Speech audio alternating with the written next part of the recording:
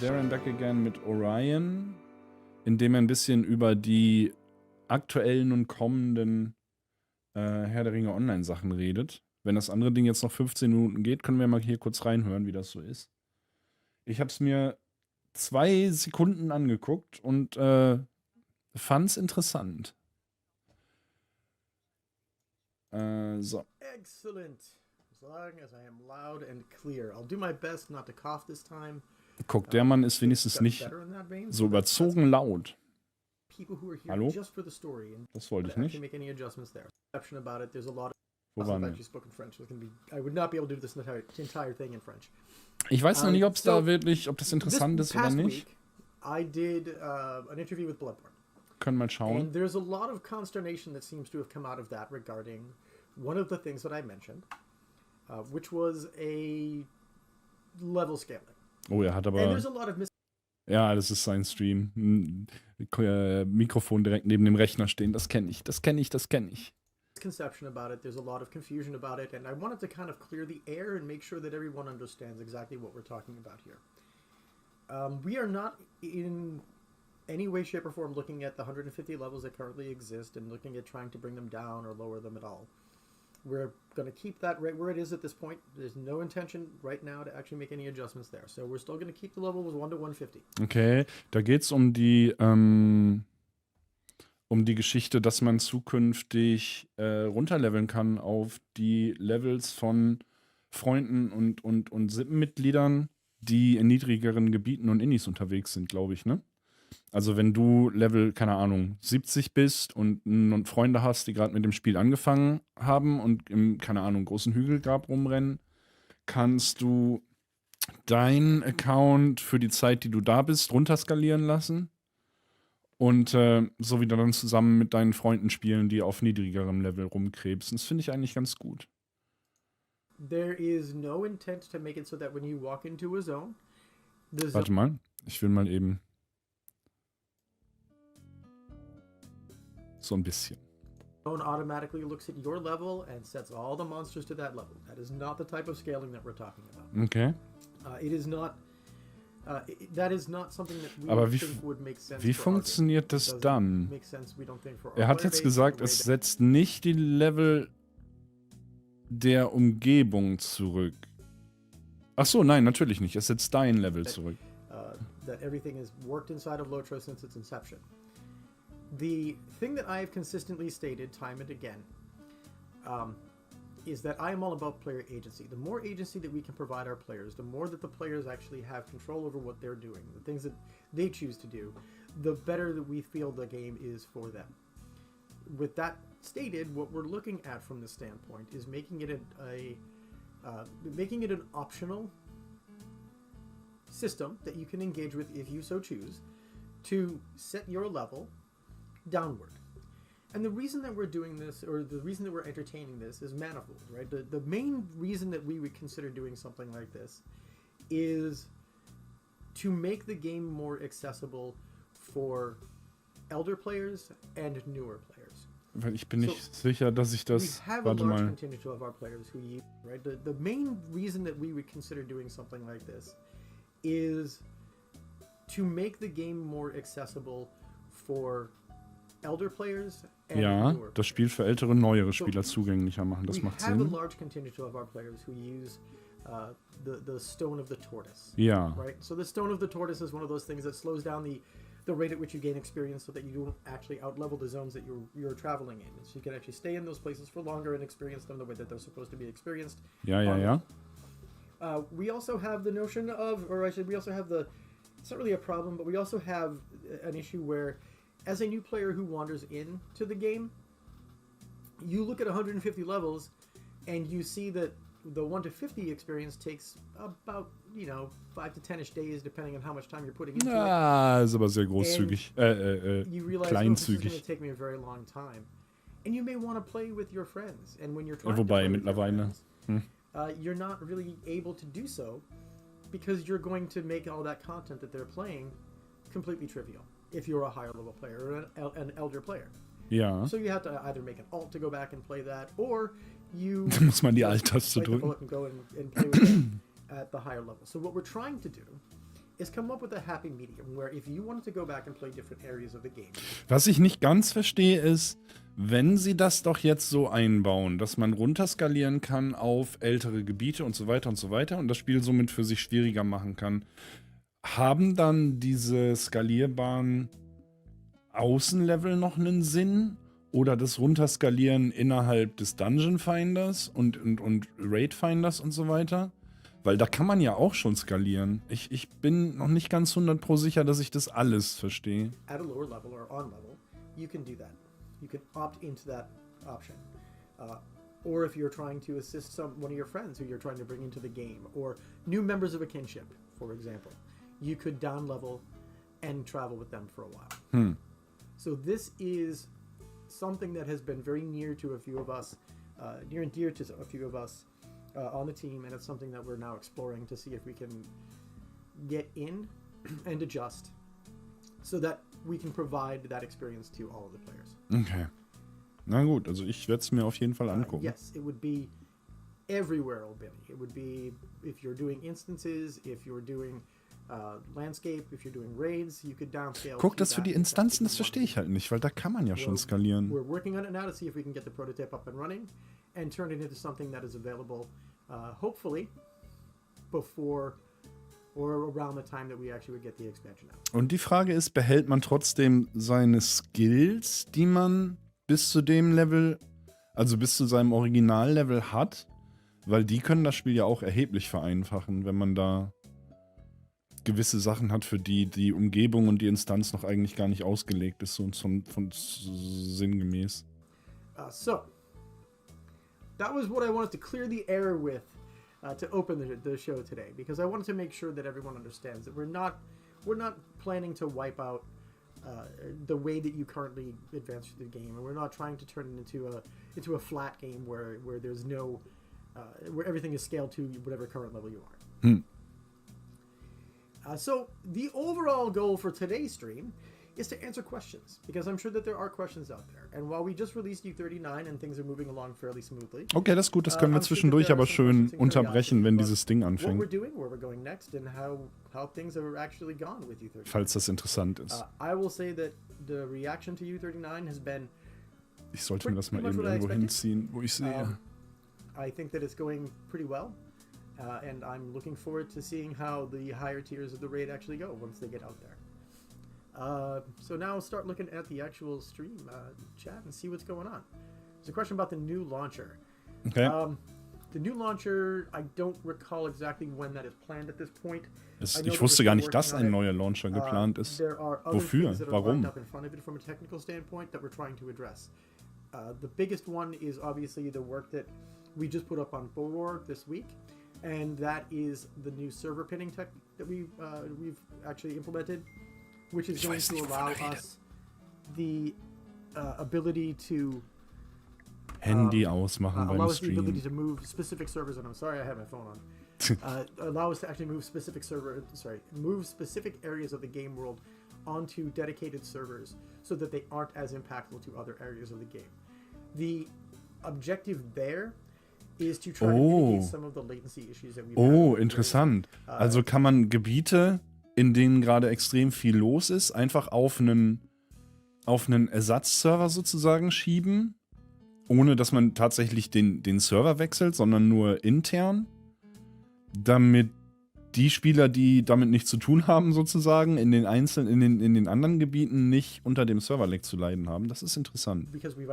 Das ist ja im Grunde das, was Star Citizen machen wollte.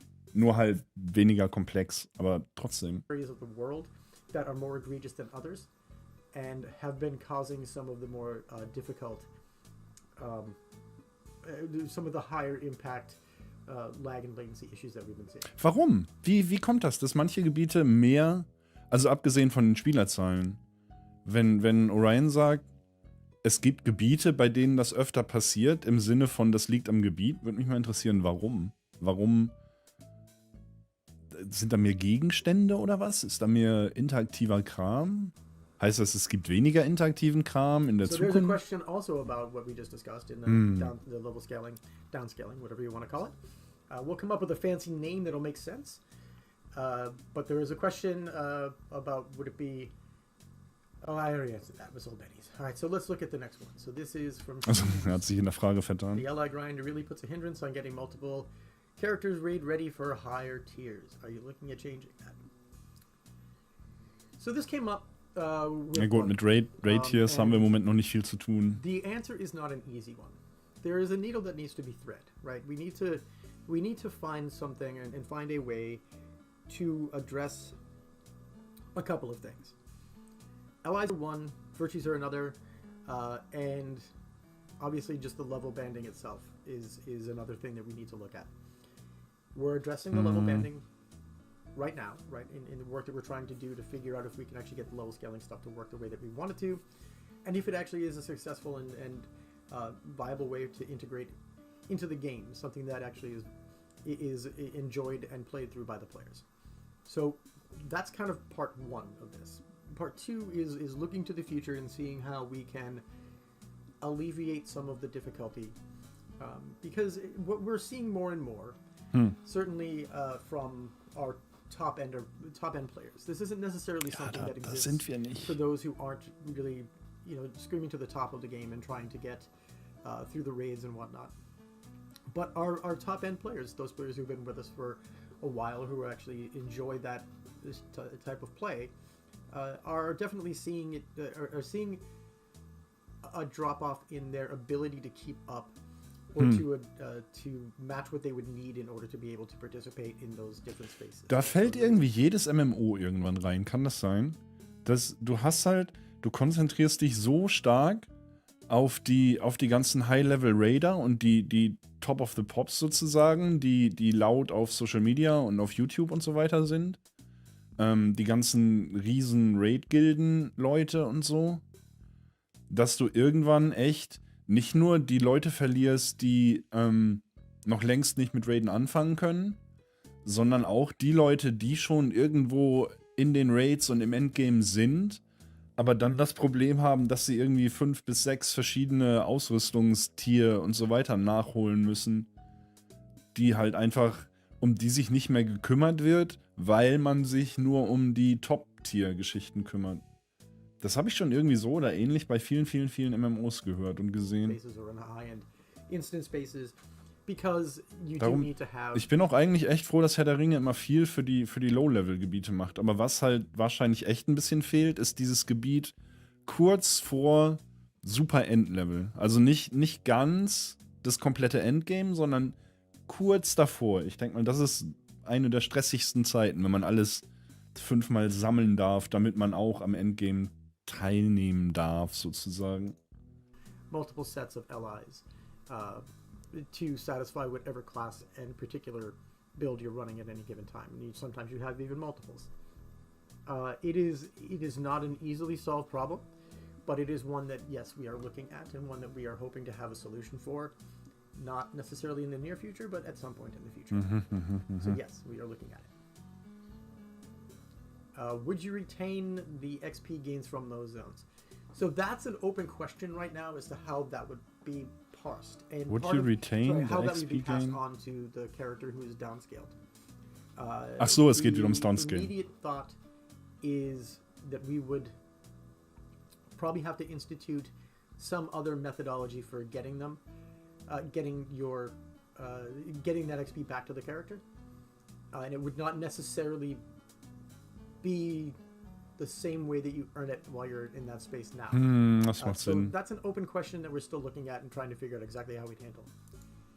Das ist halt auch nicht einfach, wenn du runterskaliert wirst, meinetwegen für eine Instanz, für eine Level 10 Instanz, keine Ahnung, und du würdest die dann durchspielen und würdest erwarten, die XP zu bekommen, die du auf Level 10 in der Instanz bekommen würdest, nur dann halt hochgerechnet auf dein Level 120 Charakter oder was du hast, dann wärst du ja fast danach wieder ein Level up und müsstest danach noch weiter runterskalieren, wenn du wieder auf dem gleichen Level und so weiter und so weiter. Und dementsprechend überspringst du halt auch jede Menge Content auf dem Level, auf dem du eigentlich erwartet wirst, Content zu machen. Ich weiß nicht. Ich finde einerseits hat Herr der Ringe Online mit diesem ganzen legendären Waffenquatsch einen relativ guten Anfang, um Progressionen zu haben, die abseits der normalen Charakter-XP sind. Aber ich finde auch, sie haben da jetzt, wie sage ich das am besten? Das System ist jetzt so etabliert und so simpel im Grunde. Einfach nur von wegen, du hast eine Waffe, die levelst du und dann ist gut und dann findest du vielleicht mal eine neue Zeitalterwaffe und so weiter und so weiter. Aber es gibt halt, damit klaut man sich halt auch sehr, sehr viele andere Belohnungen, die man theoretisch geben könnte. Weil du als Spieler hast jetzt keinen Grund mehr, oder andersrum, als Game Designer hast du keinen Grund mehr, dem Spieler eine andere Waffe als Belohnung zu geben, weil er die eh nicht benutzen wird, weil er an der legendären Waffe rumfummeln wird. Und klar, die legendäre Waffe kannst du im Grunde, so wie ich das jetzt bis jetzt gesehen habe, unendlich hochskillen und so weiter. Aber das ist halt auch nicht besonders aufregend nach einer gewissen Weile, weil du dann irgendwann fängst du wieder neu an mit der gleichen legendären Waffe, weil du halt nur eine Waffe benutzen kannst. Musst wieder die gleichen Slots und so weiter voll slotten und skillen und ich weiß es nicht. Das ist für mich ein zweischneidiges legendäres Schwert. Ich weiß es nicht. Einerseits kann ich mir vorstellen, dass es eine verdammt gute Idee ist, um einfach die XP-Belohnung woanders hinzuschieben, dass du mal ein bisschen dass du was anderes vergibst als immer nur Charakter-XP, damit die Leute dir nicht einfach wegleveln. Andererseits glaube ich, es ist halt langweiliger. Es ist halt einfach langweiliger, als coole Sachen für deinen Charakter dazu zu bekommen. Irgendwo, ich mag Customisierung, customizable Sachen bei deinem Charakter. Und das gilt auch für die Werte und so weiter, also wie es bei den legendären Waffen der Fall ist. Aber irgendwann, wenn du jedes Detail von so einem Ding dir quasi selber aussuchen und hochleveln musst und dann wieder austauschen und weiter hochleveln und wieder aussuchen, wird es, glaube ich, mehr anstrengend als Spaß. Und ich glaube, die legendären Waffen sind jetzt in einem Bereich, in dem sie eher anstrengend sind als spaßig. Also zumindest, ich bin auf mittlerem bis hohem Level und ich merke das schon, dass ich mich da kaum noch drum kümmere. Und ich kann mir vorstellen, dass bis wenn du kurz vorm Endgame bist, hast du so die Nase voll davon. Mir hat es eigentlich schon nach Moria gereicht. Und weiß ich nicht. Ich weiß auch nicht, wie ich jetzt auf einmal auf die legendären Waffen gekommen bin. Ach so, wegen XP-Belohnung. Weiß ich nicht. Könnte man dafür niedriglevelige Indies und so weiter als Belohnung geben, aber ich fände es halt nicht besonders reizvoll, dafür noch mehr Content zu machen. Wenn es um Belohnungen geht. I need to cough, so I'm gonna go on weak at this point of the raid. It was mentioned when I was talking to Bloodborne the other day. A system like Epic Battles Upscale could will be applied. Would you consider making downscaling to be set by the leveling region, or would it be a more fellowship determined pick your own level? So we're probably not going to do a pick your own level. Okay. Man kann nicht das Level aussuchen. Nee, man passt sich wahrscheinlich dem Level an, das der Freund hat, der auf dem niedrigeren Level ist. To look at both the fellowship or the region that you're in. Die Gemeinschaft und die Region. Ja, das wird wahrscheinlich auch noch dauern, bis es eingebaut wird. Is there any new info that I can offer about the hobby? I will give Oh you ja, the same. Das ist eine interessante Frage, weil das haben wir schon besprochen, als sie die Roadmap für 2024 rausgegeben haben. Es soll ein neues Hobby geben, neben Fischen. Damals, als die Hobbys angekündigt wurden, war Angeln halt das einzige Hobby. Und es ist bis heute das einzige Hobby geblieben. Und das ist viele, viele, viele Jahre her. Und jetzt haben sie ein neues Hobby, oder ich glaube sogar 2 neue Hobbys für 2024 angekündigt. Aber halten sich sehr bedeckt, was das für Hobbys sein sollen. Roughly hints that I provided on Bloodborne. That's one. And then the other one is. Das war ein Hinweis, was das für ein Hobby sein könnte. Vögel? Sowas wie Angeln nur für Vögel? Vögel halten? Vögel fangen? Vögel anlocken? Klingelt da irgendwas bei Herr der Ringe-Fans? Ich weiß nicht genau. Oder Musik? Aber Musik haben wir schon im Spiel. Also das Gepfeife, was er gemacht hat, klang für mich nach so Vogellockruf. Just booky. Being more engaged in book or learning or knowledge, things like that. Und das andere ist irgendwas mit Büchern.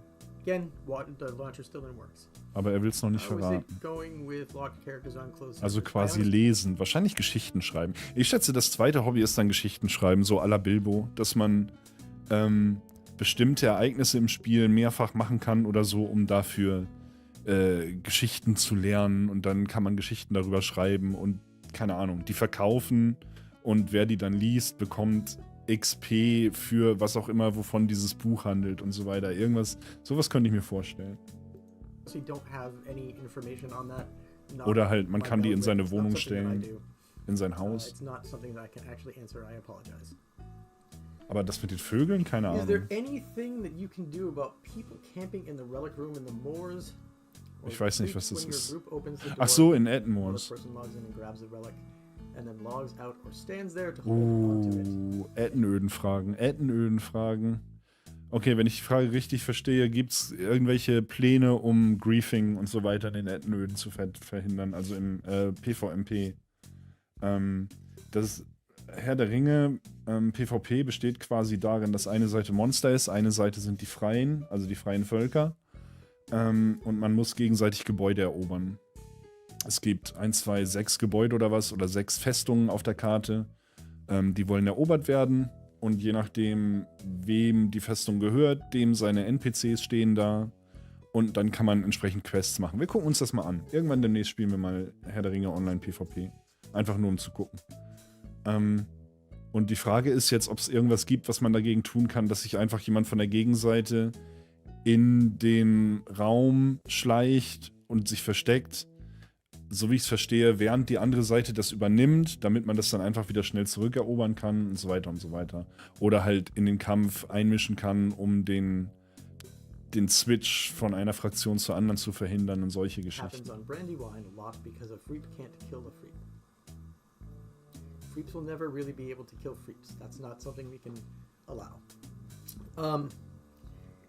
In terms of if someone logs off, aber sogar noch komplexer, wenn man dann irgendwie aus- und einloggt und so. Ach, yeah, I've been looking at ways that we can kind of mitigate some of the fringe cases that are out there for that. So that is something that I can look into, but it's not a top of. Nee, das war PvP leider noch nie. Oh, I think you mean the background. I don't think you mean the green screen. The green screen is just kind of there. That's just standard. The ring is just something I think that we have internally, so we use that.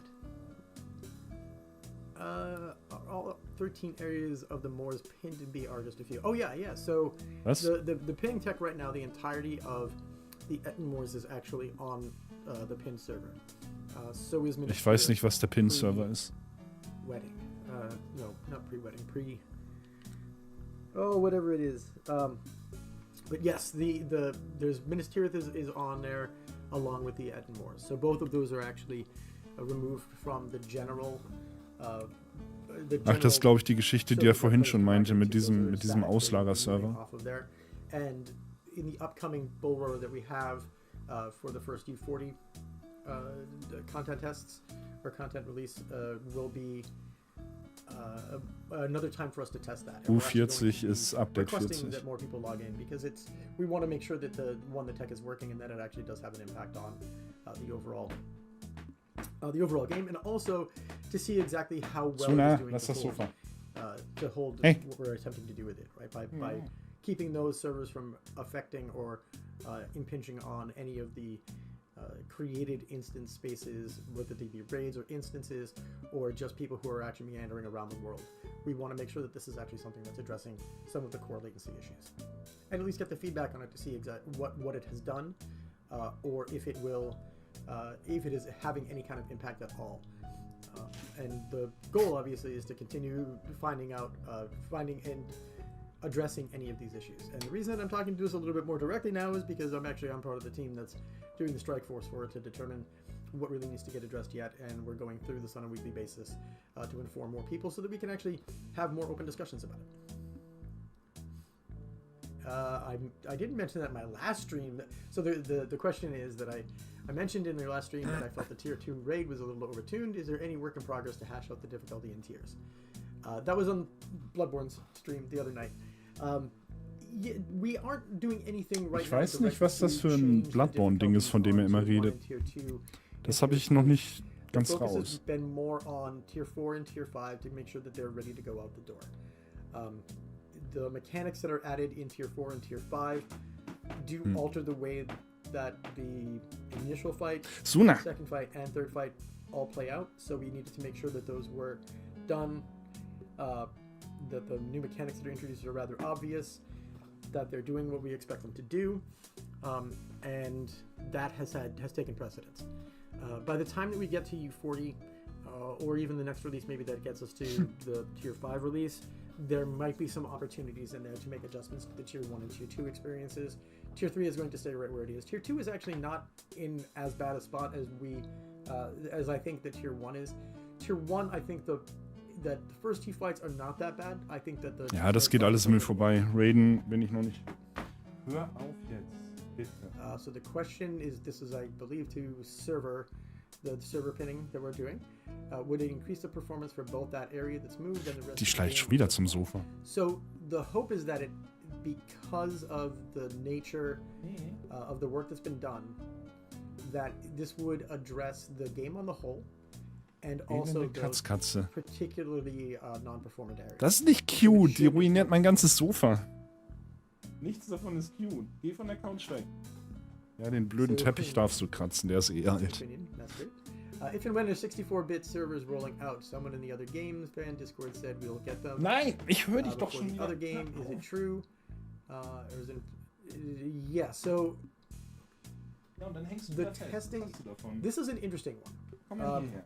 Komm her. So 64-bit servers are still being worked on. We're actually getting closer and closer to being able to test them. The difference between the architecture for Lotro and DDO, we don't really spend a lot of time talking about DDO, obviously on this stream, but the difference in architecture doesn't necessarily mean that we can do Da the kannst du same nichts thing kaputt machen. Hoppala, dafür kann ich was kaputt machen. from the Dark Path side, because Alles we gut. have to be a little bit more careful about the way things work. Nein, on sie will both nicht. games. And the testing is going to be different, so the timing will be different. I apologize, my boiler keeps kicking on because it's kind of cold up here in Mass today. But the intent is to get that out as close to the same time as possible. Worum ging's? Ich hab's And verpasst. we do think that the 64 bits, or the 64-bit server, once it actually does get implemented, will have a positive impact on the overall latency of the game and lag that we see in the game, because it will give us a little bit more cycles on the server side to handle things. And we are continuing to work on other areas that we can identify to try to alleviate some of this. It's been probably one of the biggest efforts that we've been doing over the past several months at this point from the engineering side. Na, wie sieht's aus bei dir? Are there any plans of making Virtues account wide? New to the game, just leveled to 60 on my Bjorning, but looked at the alts and kind of dread the thought of giving Virtues to Tugenden kontoweit. we know Virtues is continuing to be another one of those areas, kind of like allies. We have to do the stepping stone approach, and we are. The stepping stones that we're working on, as I just stated earlier, is looking at how we can actually make the game a little bit more friendly to newer players and make it so that elder players can actually help and guide along. Ja, ich habe mir fest vorgenommen, wenn meine Katzen in das Alter kommen, werde ich mir junge Katzen dazu holen, damit die sich noch kennenlernen und dann, damit keiner alleine ist. Weil ich habe halt auch 2 und wenn eine davon, die andere wird das nicht. Das wird der gar nicht gut tun. Die hängen den ganzen Tag aufeinander normalerweise. Well, that's still an open question too, right? So we're in the early stages of this to see exactly how. Bin so müde und komme aus dem Trott gerade nicht raus zwischen Arbeit und Verpflichtungen, aber versuche jetzt trotzdem Zeit für Twitch zu nehmen, während ich warte, dass das Nudelwasser kocht. Okay. Warte mal, ich muss niesen, aber... Okay, da war's. Streamst du selber gerade irgendwas, Iki? Oder aktuell nicht so? A skill is level locked. You don't have access to it. The good news is that a lot of the game is already set up to allow for skills to downscale to, a level 1 experience, because everything is built off of the progressions that we have inside of the game. So it gives us a little leeway to be able to take care of that. A lot of this will clearly need to be tested. We'll have to validate that players are not too overpowered, that the skill sets that they have available to them do scale correctly. So there will be some pretty hefty testing that has to go into it. And we'll see exactly what that does for level locked abilities or level. Das meine ich halt. Die haben so viele Downscaling-Möglichkeiten und Upscaling-Möglichkeiten. Ich weiß nicht, wie sie das neue Ding da noch einbauen wollen. Anything that will block skills from being active, if we can avoid that, because you probably have grown accustomed to using those skills. It's just that they would be far less effective at lower levels. How would you downscale a level cap character? Well, this is a really hard question, right? Because we haven't actually determined everything. But how would we downscale a level cap character to a level that doesn't use allies, or allies that have much fewer traceries available? Wenn er sagt Allies, dann meint er nicht Allies, also nicht Verbündete, wie es in den Untertiteln steht, sondern LIs, legendäre, wie heißt die Abkürzung? Die legendären Waffen auf jeden Fall. Legendary ich habe vergessen, wofür das I steht. Auf jeden Fall die komischen Waffen. Legendary Items vielleicht? It would be a lot better than it is now. We still have open questions on how we're going to handle all of that. Die gibt's erst mit Moria. It could be that the progressions that we build out will go down to a 0 value at some level, but we don't know. We don't know exactly how that's going to happen yet.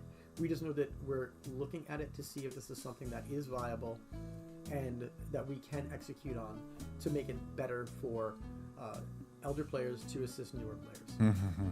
So there are some questions that are still very much outstanding that we do have to continue to look into before we are really set to explain everything that's going on with this. When we get closer, nimmt das Ding jetzt die Untertitel von... Ich mach die Untertitel mal aus, meine. Then we'll discuss it. Das macht ja nicht allzu viel Sinn. Forgive this mostly casual question, given there's a lot of important stuff to answer, but you tease something about living in Middle Earth on Bloodborne Stream. Would that have anything to do with open world housing? Would anything like that ever be possible in Lotro? So. Was war das? Moment, ich habe die Frage nicht ganz verstanden. Irgendwas mit Housing, also bin ich interessiert. Do with open world housing. Okay, es gibt aktuell das Housing in Herr der Ringe findet nur statt in sehr dezidierten Zonen. Also du hast in bestimmten Gebieten bestimmte Türen, da kannst du rein, dann kommst du in den Housing-Bereich. Die haben jetzt mit neueren Housing-Zonen wie Gondor und so weiter schon einen theoretisch offenen Platz in der Umgebung, aber trotzdem ist es immer noch eine Instanz, wenn du reingehst. Und die Frage ist jetzt, ob es Housing in der offenen Welt geben wird. Also quasi direkt auf der Map, nicht ohne vorher noch in den Wohnbereich zu gehen. Ever be possible in Lotro. So. Und der Anfang klingt gut. I'm going to make the wild assumption that by open world housing, you're kind of alluding to the way that oder auch nicht. Star Wars Galaxies. Ja. Yes, I'm old enough to remember Star Wars Galaxies. How they handled their open world. Weil ich auch alt genug bin, um mich noch an Star Wars Galaxies zu erinnern. Star Wars Galaxies war quasi das erste wirkliche Open-World-MMO in einem Sinne, sodass du quasi auf irgendeinen Planeten gehen konntest und dir da ein Haus bauen kannst oder eine Bar oder sonst irgendwas. Und das Haus war dann für alle Spieler auf dem Server tatsächlich erreichbar und begehbar und so weiter und so fort. Und das wollen das wünschen sich die Herr der Ringe-Fans da schon so lange. Nur das Spiel funktioniert halt nicht so. Das hat weder eine offene Welt in dem Sinne. Ja, wobei mittlerweile kommt es näher dran. Nicht als es neu war. Mal gucken, was er sagt. Housing and you were able to pretty much put a house down anywhere in the world. We're not talking about that. That's not what I'm really talking about. Okay. I'm keeping a lot of the details very close to the vest because there's no way that I can promise this. There's no way that I can really go into great details on this. Aber it is a long-term goal. It is not something that is going to happen in any way, shape, or form in the near future. It's something for an appreciable amount of time for me. Okay. Aber? But Aha. it is something that I believe would focus more on the casual player who enjoys Middle Earth for the sake of Middle Earth. And who would like to spend their time in Middle Earth. So I have a theory on the way that our player base is actually broken out. We have our high-end players who are really into the raids and into the instances and into the gear sets and everything else that we offer as a game. Ja. We have the people who are here just for the story and just to experience the story that we're telling. Das bin ich. And we have a core of players who are really interested in living in Middle Earth. Das bin ich auch. They may spend the majority of their time right now Eins von setting beiden. up their house, setting up the way that it looks, and their experiences are not necessarily Hi, the Kinesias. type where they're going out and trying to achieve anything beyond minor deeds or just seeing the sites that are available. Getting those cohorts and contingents together and getting them to interact with one another is kind of what the goal of living in Middle Earth is all about. And that's about all I can say on it until we start to get closer to it and we start to we start to get ready to peel the layers of that onion back. Okay. Right? Because there's a lot that needs to go into it before we can really get there. There are stepping stones that have to be applied, and we have to make sure that a lot of that tech is available, and it would be a complete departure from what most MMOs do. So we're looking at it. It's something that is way off in the distance, something that is a pie in the sky dream of mine that I really would like to see come to fruition someday. But I wouldn't say that it's anywhere in the next year, two, maybe. We'll see. Okay. Ich meine, ein Jahr oder zwei. Wer heute noch Herr der Ringe spielt, den stört das auch nicht mehr. Desperate Flight is already like... probably not. I'll say probably not. How's that? Let's see. Tier 5. 2 weeks after Tier 4 then. Potentially. We're not going out right now and saying exactly what the timing will be.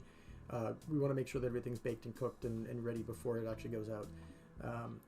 The goal is to make sure that Tier 4 and Tier 5... Raids, bla bla bla, weiter. Class balance Okay. seems to be somewhat skewed at the moment. Can we expect a number balance soon? Not talking about class overhauls, but rather getting numbers across classes closer. So it's a really good question that you're asking, because we actually just had a discussion on that. Classes will always be getting adjustments as we move through the game, and in U40 there are some minor adjustments that are being made. That'll be the next release. And the raid usually, when a new raid or instance tier comes out, it usually does inform a lot of the decisions that need to be made around where classes have ended up. So part of this is seeing some of the feedback and some of the actual details that come in, and the data that actually is generated from people playing through the new in-game content. It's a lot easier, obviously, to maintain the things in the past because we know what those are, and the new stuff is where we need to actually spend some more of that time. When will hunters get buffed? We are planning on U41, update 41, which would be our third quarter this year, to be the timeline that we're looking at for any of the larger changes to classes. Hunters may be in there. They likely will be in there, but as I stated on Bloodborne stream the other night, we're probably not going to do a massive overhaul in any classes this year. We're probably going to do something more of a targeted and nuanced change to the different classes. Ja, wie immer. To enhance them, but not Das ist schon necessarily okay. change the way that they are. That does not mean, however, that we Ich möchte aber gerne wissen, was sie so vorhaben. Sollen wir ein bisschen... Erzählt mal ein bisschen. Section of the tree. For like Hunter, it would potentially be yellow being folded into red and blue, becoming more of a generic, not generic, but more of a support line rather than a full line on its own. I'm not saying that that's exactly what's happening because we don't know yet. We haven't solidified those plans at this point. They're only in the formative states. So we will know more when we get closer to the actual release, and we'll let you know then. Is spending more time on the housing system and updating the hook system something the team considers doing? we love the housing system. Myself and Scenario are probably the two biggest advocates of the housing system. Szenario macht immer coole Videos darüber. And that is part of living in Middle Earth, right? So are there changes to the way that we do hooks and the way that you can position items inside of the home? Aber warum? Die Hooks sind doch schon ganz gut, so wie sie jetzt sind. But the housing system is something that we always look at. Ihr hättet das Housing mal am Anfang des Spiels sehen sollen. Das war nicht gut. Yes, that's why we're working on the pinning. That is one of the things that the Aurora changes that we have currently up in testing are meant to address. No, we're not putting in snipe hunting. How is it going with tracking multiple nodes for crafting? Oh, man. Warte. I hope some of you got a laugh out of that. Die Frage, achso, das war nur ein Witz. So, tracking multiple nodes. Nein, du hast nicht. Ach so, tracking multiple nodes. Die Frage ist, es gibt aktuell einen Skill fürs Crafting. Also beim Crafting gibt es ja unter anderem die Fähigkeit, Holz zu sammeln oder Metalle, Erze zu sammeln und so weiter und so fort. Und es gibt eine Fähigkeit, mit der man die auf der Karte anzeigen kann, die in der näheren Umgebung sind. Und die Frage, die jetzt gestellt wurde, so wie ich sie verstehe, ist, wo bleibt endlich die Fähigkeit, mehrere von diesen Knoten gleichzeitig auf der Karte anzuzeigen. Und ich habe schon mal irgendwann am Rande mitbekommen, dass das wohl nicht so easy ist, wie es klingt. Also, dass du nicht nur die nächste Metallader siehst sozusagen, sondern die nächsten 3 oder 4, die so in der Nähe sind. Das ist wohl alles ein bisschen komplexer, als man denken soll. So, things that should be easy sometimes are incredibly difficult. Ja, das habe ich auch This is gehört. one of those times when the thing that should be very easy is incredibly difficult because of the way that it was set up years ago. And da haben die extrem viele Probleme mit. Das habe ich schon in mehreren Interviews jetzt gehört. Weil damals halt das Spiel in einer komplett anderen Zeit entwickelt wurde und so, haben sie heute ganz viele Probleme mit Sachen, die es schon seit ewig im Spiel gibt, die halt so einen Rattenschwanz an Code und Ausnahmefällen und so weiter hinter sich hertragen, dass es super schwer ist, einfach klingende Sachen mal eben zu ändern oder hinzuzufügen und so weiter und so fort. Das muss echt schwer sein. the way to undo it or to fix it so that we can do this is potentially more difficult and costly and invasive than we really have the appetite for. I'm not done looking at it, but I'm getting closer and closer to throwing in the towel because it is becoming very cumbersome to discover that the next layer down has another speed bump that's going to stop me from being able to do it. Ja, das kann ich mir vorstellen. Das muss frustrierend sein. I'm still hoping that I can make that happen, but it's starting to look further and further away from being possible, sadly. Any word on when we might see the new Prospector event? So, not anytime in the very near future. The Forester event has proven to be a little more exploitable than I had expected. Oha. Okay, das haben wir noch nicht rausgefunden, wie man das exploiten kann. Wir haben es bisher nur einmal gesehen. Crafting events directly on landscape. So it's not backburnered, but it's just not something that's front of mind right now. Although I've seen some of the rewards that the art team is making, and they're gorgeous. If server pinning works, then there's the applications for it across the game is something that we will certainly look into and see where they fit the best.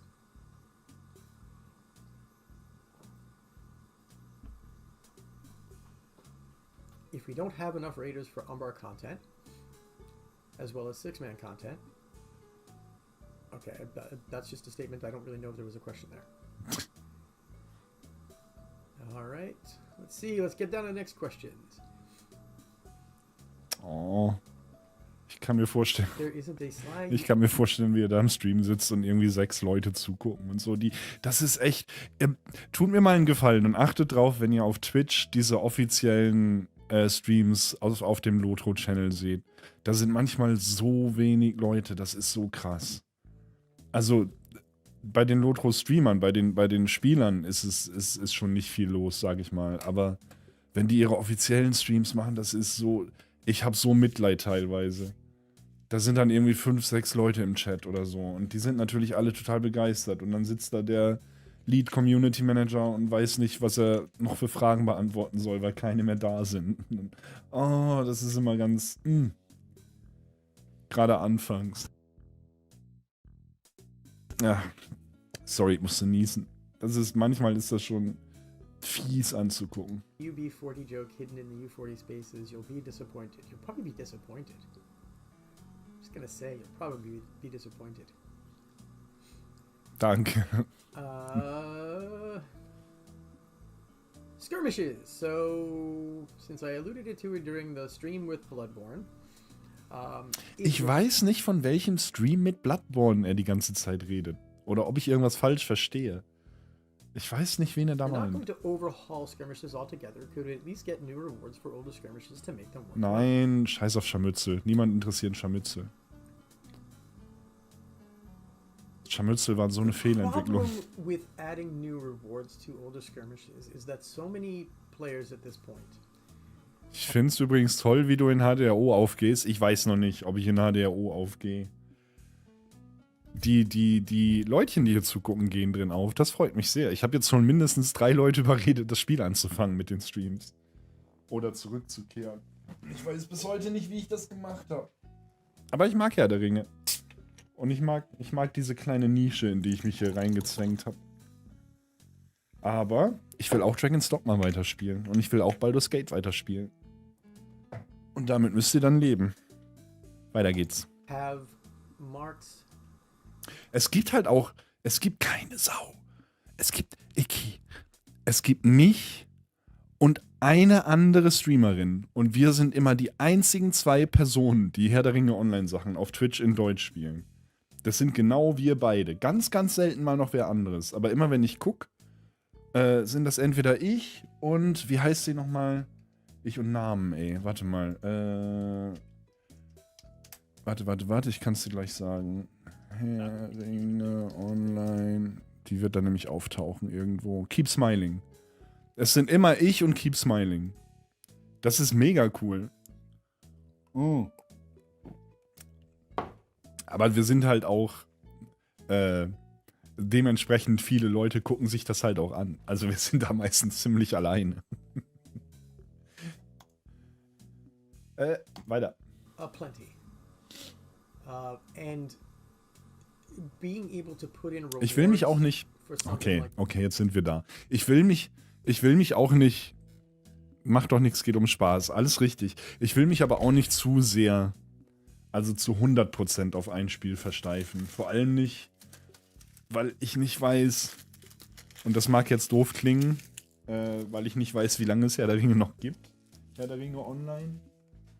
Ich hoffe noch viele, viele Jahre, aber wir müssen auch realistisch bedenken, dass das Spiel schon sein gutes Sechsteljahrhundert alt ist. Und irgendwann wird es das nicht mehr geben.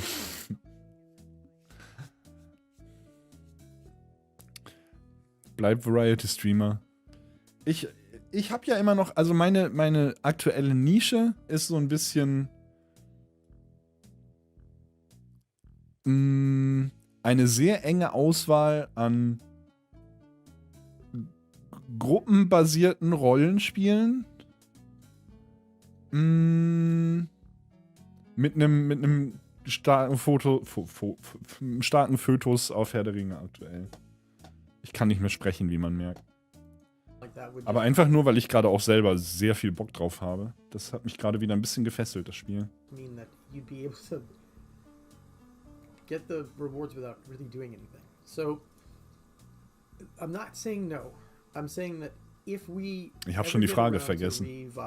Ach so, ja, die Skirmishes. Ja. There are a lot of different parts of the game that we think could use... Scharmützel, wenn ihr Scharmützel noch nicht kennt. Scharmützel sind irgendwann kurz vor Moria oder mit Moria ins Spiel gekommen. Oder kurz nachher.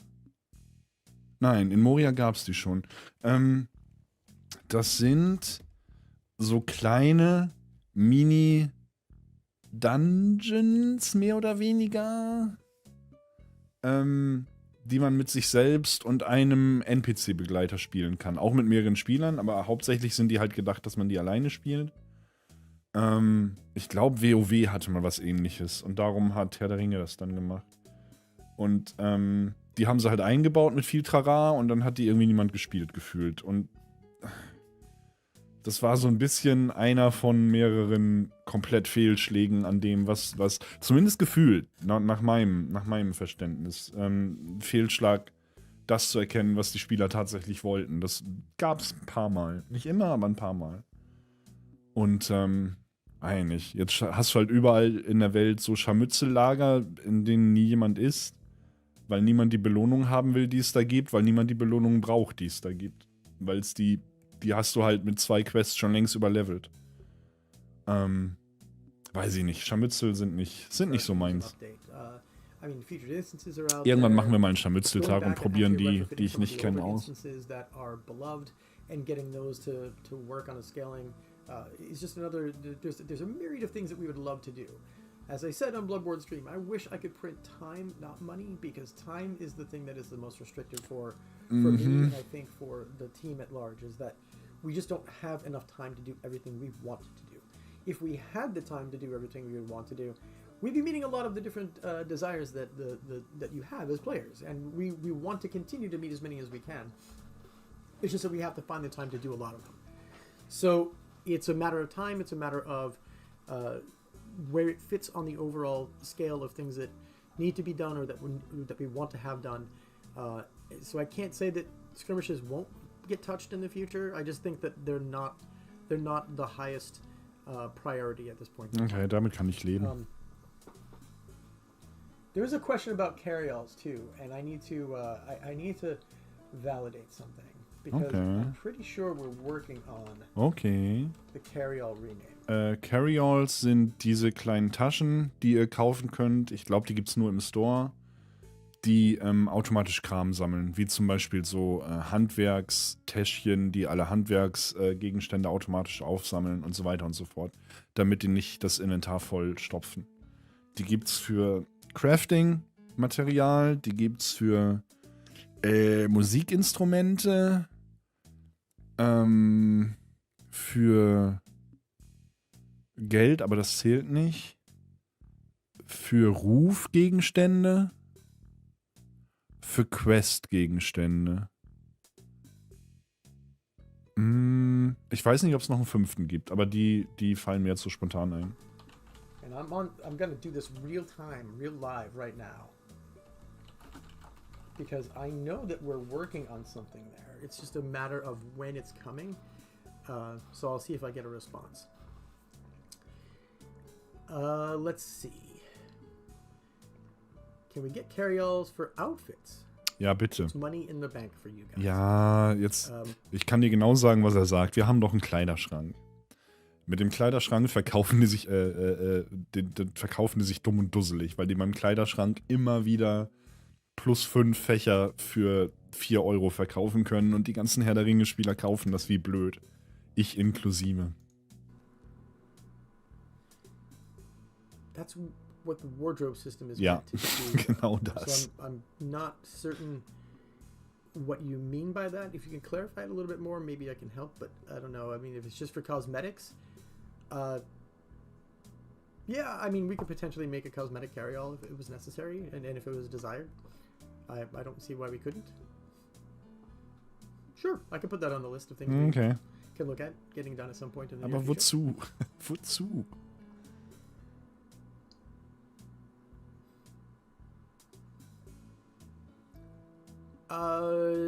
Will everything roll out at the same time in regards to OS's 64-bit, new OS, and everything else along those lines? If all that stuff is coming in 2026, I think we're really hoping that we have our 64-bit up and running well before then. We're working on it. Was kommt in 2026? Den Teil habe ich irgendwie verpasst. Da haben sie vorhin schon von geredet und ich wusste nicht wovon. is meant to be optional. It's not something that you'll be forced to do. It's something that we want to make sure you have the option to do. We want you as players to continue to have the agency over how your characters are played and used. Any chance that we can get a barter option set piece for the Umbar instances? We'll talk about that. Umbar-Instanzen sind wir noch nicht. Times, and I would like to actually discuss it with the team and see exactly how difficult it would be.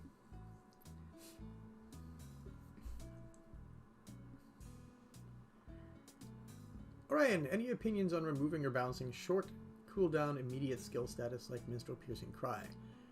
I don't think it's a very good rotation loop when every 2 seconds. Warte. Orion, any opinions on removing or balancing short, cooldown, immediate skill status like minstrel piercing cry?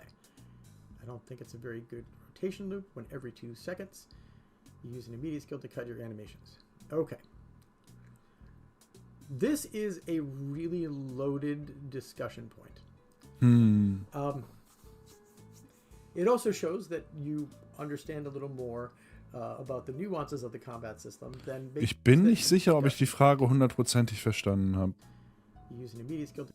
I don't think it's a very good rotation loop. Immediate skill stat. Orion, any opinions on removing or balancing short, cool down? Orion, any opinions on removing or balancing short, cooldown, immediate skill status like minstrel piercing cry? Hä? Ich weiß nicht, ob er das irgendwie komisch vorliest oder ob ich es einfach nicht verstehe. Orion, any opinions on removing or balancing short? Removing your balancing short cooldown immediate skill minstrel piercing cry. Like minstrel's piercing cry. Also der piercing cry vom Baden ist quasi ein Instant Schrei, der potenziell Gegner, wie sagt man,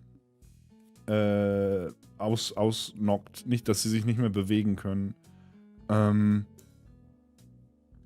Aber ich weiß gerade nicht, was davor mit dem Balancing gesagt wurde. Das verstehe ich nicht. Also akustisch nicht.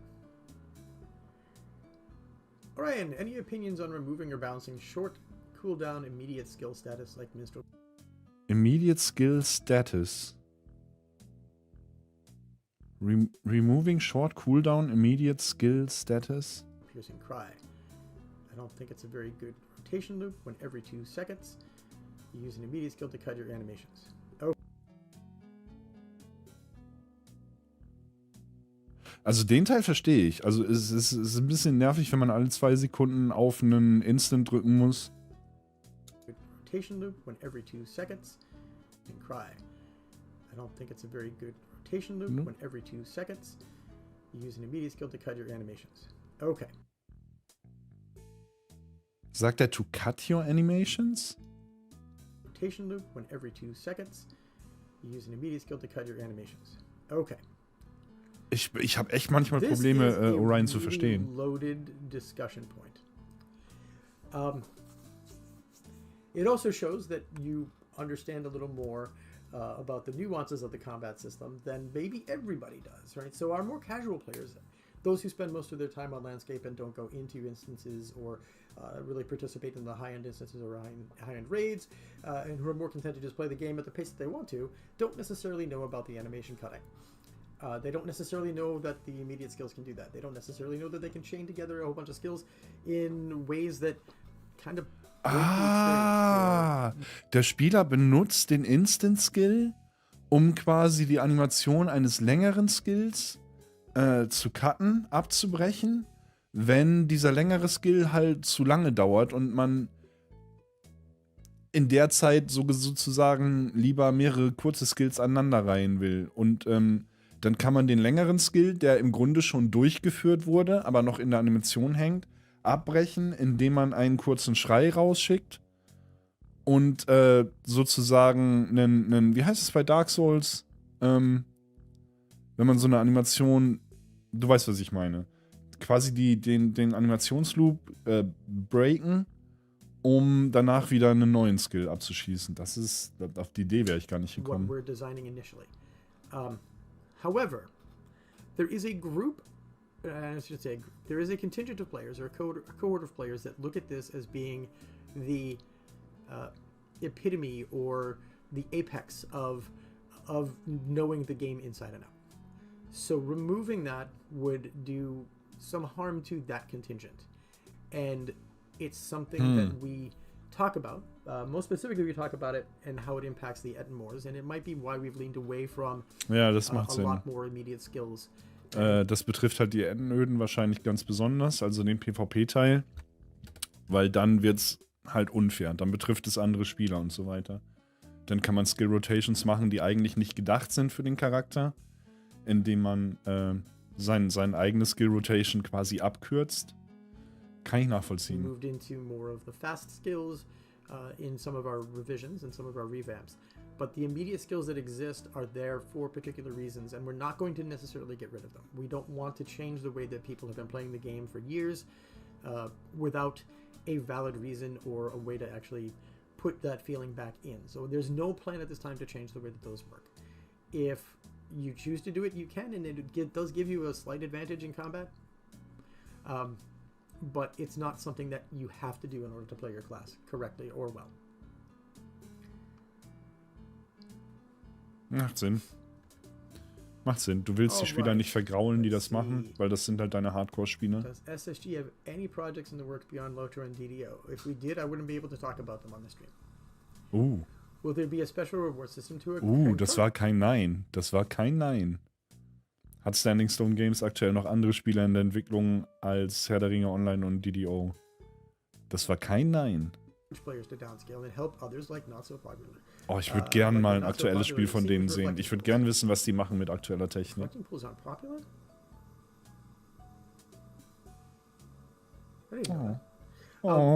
So, will we incentivize it? The answer is no. Special reward system to it. Die Frage, ob die wie heißen die Spiegelteiche im Spiel? Spiegelteiche im Spiel oder Reflecting Pools sind, die kannst du benutzen, um alte Instanzen und Story-Instanzen und so, die du schon gespielt hast, quasi nochmal zu wiederholen. Wenn du einfach nochmal die Story erleben willst und so weiter. Das ist zumindest mein Stand. Und irgendwie benutzt die nie jemand. Und jetzt sah er gerade sehr enttäuscht aus. Will there be a special reward system to encourage players to downscale and help others like not so popular? Not so popular. It seems reflecting pools. Reflecting pools aren't popular? Oh. I didn't know that. So, will we incentivize it? The answer is yes. Okay. We have plans to incentivize it. Das ist cool. We're definitely looking to incentivize the way that you downscale. And we're going to be cautious about it. We're not going to talk about it right now. But it would be... Ich hoffe, diese ganze Downscaling-Geschichte wird dem Spiel wirklich was bringen an Spielern und so. Ich bezweifle irgendwie... Wie sage ich das? Ich wüsste nicht, was wo sind wir jetzt, 16 Jahre altes MMO für neue Spieler einbauen könnte, um es wirklich attraktiver zu machen. Im Sinne von, okay, das Spiel probiere ich jetzt auch mal aus, außer einfach knallhart komplettes Grafik-Update. Ich weiß nicht, ob so Sachen wie, wir machen es einfacher, mit niedrigleveligeren Spielern zu spielen, wirklich neue Spieler bringen oder nicht eher, dass es wesentlich einfacher machen, einen Zweitcharakter einfach hoch zu leveln und so. Ich weiß nicht. Ich finde die Idee, ich finde das Konzept toll. Ich weiß nicht, ob das wirklich dabei helfen wird, neue Spieler zu bekommen. Ich glaube, die Spieler, die Interesse an Herr der Ringe Online haben, spielen das auch ohne sowas. Und die Spieler, die kein Interesse dran haben oder irgendwie vom Shop angenervt sind oder von der Tatsache, dass es Free-to-Play ist oder sonst was, die werden es auch nicht spielen, indem man ältere Spieler, also größere Spieler mit kleineren Spielern einfacher spielen lassen kann. Weil das kann man jetzt schon. Es ist nicht unmöglich. Jeder hat irgendwelche Low-Level-Viecher und so. Ich weiß nicht. Ich hoffe, es wird denen was bringen, aber ich habe so ein bisschen das Gefühl, dass das jede Menge Arbeit ist für kaum irgendwas, was da zurückkommen wird. If it goes live. Da habe How's it ich ein going bisschen with tracking? Angst. Oh, you already asked that one. Is there ever a plan to, hey, scenario? Oh, Szenario ist da. Have a server without levels? No. Szenario ist der Leveldesigner. Der ist auch super cool. Der macht immer regelmäßig so Streams, in denen er Gebiete im Spiel vorstellt. Können wir auch mal angucken irgendwann. Die sind super unterhaltsam meistens. Dann läuft er einmal so durch die Map und erzählt ein bisschen, oh, diese Höhle haben wir gebaut, weil so und so. Und bei diesem Gebiet haben wir uns dies und jenes gedacht und so. Das ist immer super interessant. Is there ever a plan to have a server without levels? No. Ein Server ohne Level? No. Wie? No, there's no plan for that at all. Last Cap, Delvings were advertised as being an alternative gearing progression. That is true. Due to their release schedule, however, they didn't properly align with the raid gear at the time, making them mandatory for players who wish to acquire the best gear. This level cap has been largely addressed, but the drop rates and special crafting items seem abysmally low, and there's no way for players to acquire heraldic traces apart from grinding Delvings. Those were design decisions, and we're sticking with them for now. If it continues Delvings haben wir auch noch nicht ausprobiert, das ist auch Endgame-Zeug. Das ist, ich habe den deutschen Namen vergessen leider, aber das ist vergangene Abenteuer im weitesten Sinne. Ich glaube, das sind halt Instanzen und Story-Quests und so weiter. Auf Max-Level nochmal zu spielen, in höherem Schwierigkeitsgrad, um dafür besondere Belohnungen zu bekommen. Also ich könnte dann irgendwelche alten Buchquests oder so nochmal auf Level 100, was haben wir, 160 spielen und wird dafür Belohnungen sammeln. Wie genau die funktionieren, keine Ahnung, da bin ich noch nicht. Was war das wieder? Ich habe ein Geräusch gehört.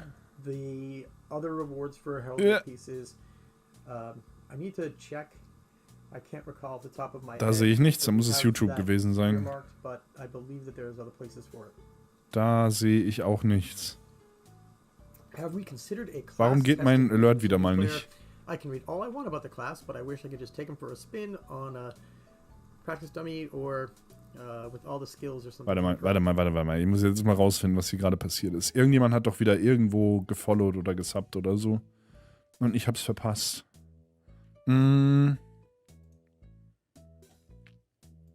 Ich sehe es aber nicht. Egal, sobald hier was auftaucht mit deinem Namen, vielen, vielen, vielen Dank. Ich habe es tatsächlich nicht mitbekommen.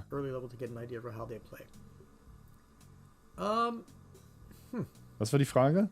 Okay. Wer hat die Frage mitgekriegt? We haven't really considered a class testing ground. Probably because we're free to play and it's easier for you to just kind of play for a bit. Ach so, but at the Klassen. same time, I can see where this would be beneficial. Something I can look into. I don't necessarily know that it would be something that would ever climb up on the hey, we've got this much time charts, but we can certainly look at it, put it in there as a bullet at some point.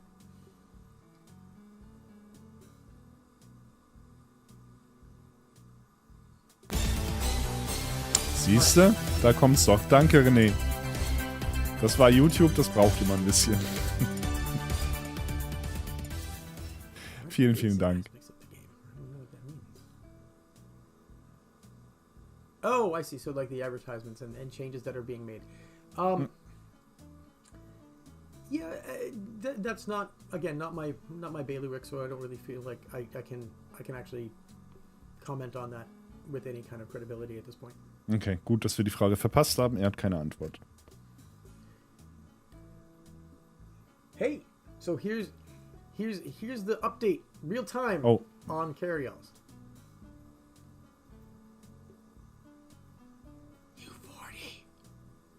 Was? U40. U40? I'm pretty sure that we're going to be looking to test that in Bull Roar's upcoming. But it ich is habe die Frage vergessen. For Ach, Update 40. That you could rename your carry-alls. Ah, das ist schön. Carry-alls umbenennen hilft insofern, weil das merke sogar ich jetzt. Ich habe 2 Crafting-Carry-Alls, die sammeln halt automatisch alle Crafting-Gegenstände auf. Das Problem ist, ich weiß irgendwann nicht mehr, welcher Gegenstand in welchem Carry-All ist. Und dann könnte ich die zum Beispiel umbenennen in Förster-Kram hier und Erze hier und so weiter. Und dafür wäre es wahrscheinlich echt nicht schlecht.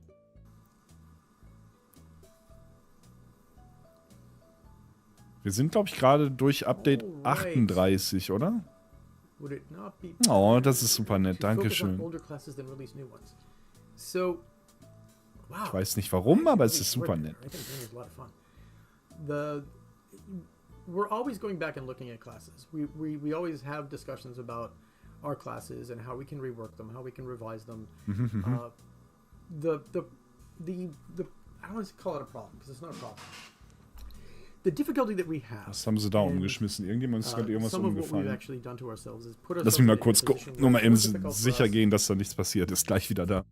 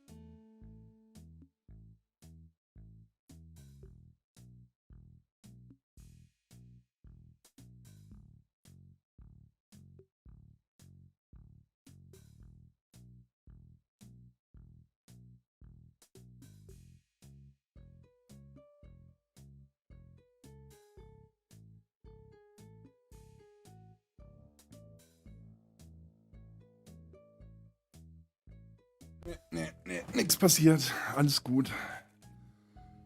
So. To make meaningful changes to the classes without going through and making some really deep Katzenräume im Hintergrund auf. Schön wär's. Das Einzige, was sie aufräumen, sind die ist der Zusammenhang meiner Couch. Wo war ich? Hier. Would it not be better to focus on older classes than release new ones? So, wow. I actually really enjoy Mariner. I think Mariner's a lot of fun. Ich hab den, wie heißt der auf Deutsch?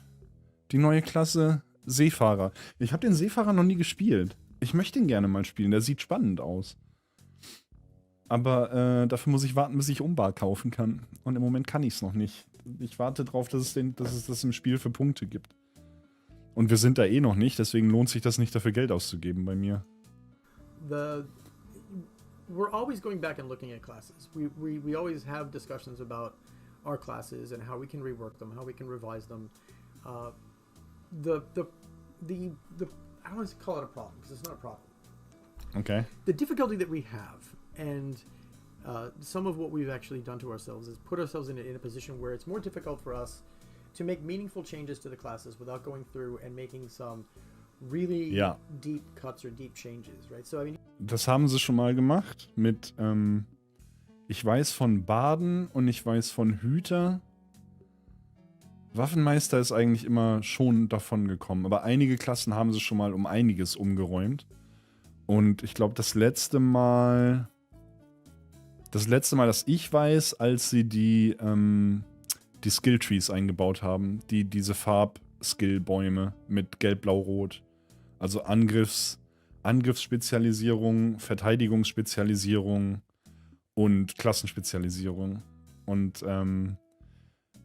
ich fand's gut. Das hat sehr viele Charaktere sehr viel spannender gemacht, aber da hat man echt gemerkt, wie schwer das ist, eine Klasse, die es schon seit vielen, vielen Jahren gibt, einfach mal eben zu überarbeiten und so. Das kann ich gut nachvollziehen. You could look at the minstrel changes from last year. Siehst du? Ja. The Guardian changes, Badenänderungen. the Warden and the Bjorning and all of that and say that Ach, Wächter, Wächter war der andere. We made some rather large alterations. At the end of the day, though, you were still able to get most of the benefit that you had from the previous versions of the class. Und irgendwann hast du halt die Gefahr, dass jede Klasse alles kann. Und deswegen darf man nicht zu viel ändern. Wenn du ein MMO spielst, meinetwegen, und einen Heiler spielst, dann ist dein größtes Problem im Normalfall bei den meisten MMOs, oh, ich kann zwar gut heilen, aber ich kann das Spiel kaum alleine spielen, weil ich keinen Schaden mache und weil ich instant tot bin, wenn viele Gegner kommen und so weiter. Und wenn du das änderst, bist du halt in der neuen Situation, dass du einen Heiler hast, der aber auch austeilen kann und viel einstecken kann. Und dann fragst du dich, okay, warum sollte ich dann den auf Angriff fokussierten Charakter spielen, wenn der sich nicht selbst heilen kann? Und dann wiederum muss der Spielerdesigner überlegen, okay, baue ich jetzt noch einen Self-Heal für die Angriffsklasse ein? Und so weiter und so weiter und so weiter. Und irgendwann hast du halt eine Situation, in der du eine Klasse einfach nur deswegen auswählst, weil dir der Stil gut gefällt und nicht, weil sie spielerisch irgendwas Besonderes ist. Und der Fokus der jeweiligen Klasse nur noch ganz, ganz, ganz klein ist. Ich kann es nachvollziehen. Ich mag so Multiklassen. Ich mag den Hüter auch sehr gern. Der so eine Mischung ist aus. Also den kannst du auf Angriff spielen, den kannst du auf Selbstheilung spielen und Verteidigung, aber den kannst du auch als Buff-Maschine spielen. Nur der hat ein komplett anderes Knopf-Skill-System als die anderen Klassen und der ist ein bisschen schwieriger zu lernen. Da macht's noch Sinn. Aber ist ein blödes Problem, das man mit solchen MMOs hat. Vor allem mit diesen Taskleisten MMOs, mit diesen Skillbar-MMOs à la WoW und so. Likely to never make it too restrictive for you to keep the character as close to the way that you had it before. I'm saying that, and I've completely changed the minstrel. God, it was like 12 years ago now, but still. Ja, das war eine Weile her. The goal is to keep things as close to the gameplay that you're used to, so that we don't really upset any of those apple carts as we move along. But there is always going to be a demand and appetite for something new. So that's why new classes are introduced every once in a while, and why we continue to build out some more of the flavor in the world. That doesn't mean that we won't ever go back and revisit the previous classes, because we certainly do go back and look at the other classes. Ich wollte gerade sagen, um fair zu sein, das machen sie auch ständig. Also die ändern ständig irgendeinen Kleinkram an den alten Klassen. Es ist zwar mittlerweile hauptsächlich Kleinkram, aber es wird immer Kram geändert. Ab und zu kommt ein Skill dazu, einer wird umgebaut und so. Aber ja, einen kompletten Overhaul gab es lang nicht. To them to make them feel a little bit more fresh, and we update them, and we are planning on updating some things over the course of this year. Albeit in a more nuanced way, but we will still be making adjustments to them. Warte. Ich sehe gerade Adbreak. Ich warte mal eben.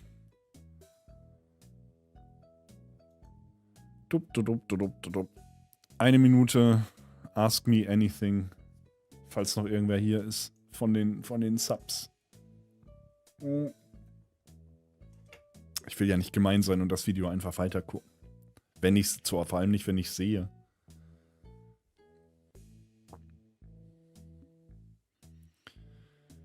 Ich überlege, ob wir gleich noch ein bisschen spielen oder nicht. Wo haben wir denn aufgehört das letzte Mal? Warum habe ich ausgelassene Frames? Was soll denn der Quatsch schon wieder? YouTube? Ich hoffe, das ist nicht allzu wild. Bis jetzt habe ich noch keine Warnung bekommen.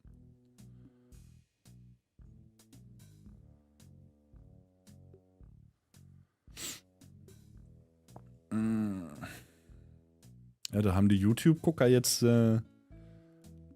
quasi eine unbezahlte Pause. Ihr kriegt keine Werbung, ihr habt's gut. Ihr habt's gut, aber wir haben immer noch so viele Leute, was heißt so viele Leute? Wir haben immer noch Leute, die Twitch nicht aufgeben wollen, darum müssen wir ein bisschen Rücksicht nehmen. Und wir sind ja nett.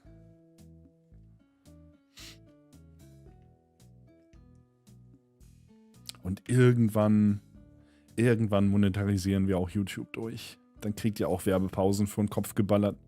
So, ich glaube, die Pause ist vorbei. Ich glaube, wir haben wieder alle Leute dabei. Dann mache ich mal wieder an. We're gonna move the game to the cloud and play through it now. No. Any news on blue mini buffs specifically, or any changes like that? No, we don't have anything specific that we're ready to talk about yet. Guck mal, das fällt mir jetzt gerade auf. Ich dachte eben, das wäre bei mir. Hier dieser blaue Streifen an der Seite. Da kannst du genau sehen, dass sie den Hintergrund gemacht haben und dann vergessen haben, diese Vignette, die da drüber liegt, bis ganz an den Rand zu ziehen. Da kommt noch ein bisschen vom alten Hintergrund durch. Faules Pack. Could you implement the possibility to sell items to the trader like you do in another game by right-clicking on them in inventory? Schnellverkauf durch That'd be Rechtsklick. great. I'd love to be able to just sell all my junk at once too. So Aber? who knows? That's something that would be a great quality of life improvement. Again, it's a quality of life improvement, so it's not something that would be at the top of the radar in the beginning. Oh. Could we explain why transfers from closed worlds is so hard to implement? I can't. It's not my area of expertise. I just know that it's something that is not super easy for us to do. Could you guys ever make? Oh, well, I mean, okay. So, Nanaris, yeah, you're being critical. It's different because. Was war die Frage? Of the nature of the actual code work compared to what the benefit is compared to the work that actually happens. Was war die Frage? Being able to track multiple nodes is very different. Ach, immer noch than das mit dem. something that broadens the ability for people to play the game. It's not an equal thing to actually put up against one another. It's not like apples and oranges, but it's pretty close to apples and oranges. Anything about two-factor? Oh ja, Two-Factor wäre I don't wichtig. recall where we were at with two-factor. I apologize. I can look into that, and if I can get Das information ist, over to Cord for next week, maybe he can answer that for you. ich glaube, das ist echt das einzige Spiel, das mir noch so bekannt ist, das keine Two-Factor-Authentifizierung hat. Und das ist langsam ein bisschen gefährlich, weil der Code wird auch nicht neuer und Accounts können schnell mal gemobst werden.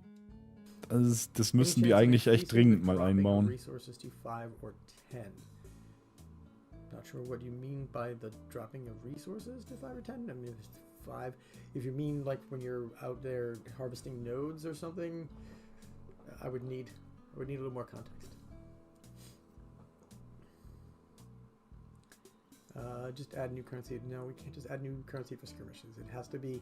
We have to be cognizant of things that have happened in the past. We would need to figure out a way that we can handle that a little bit better.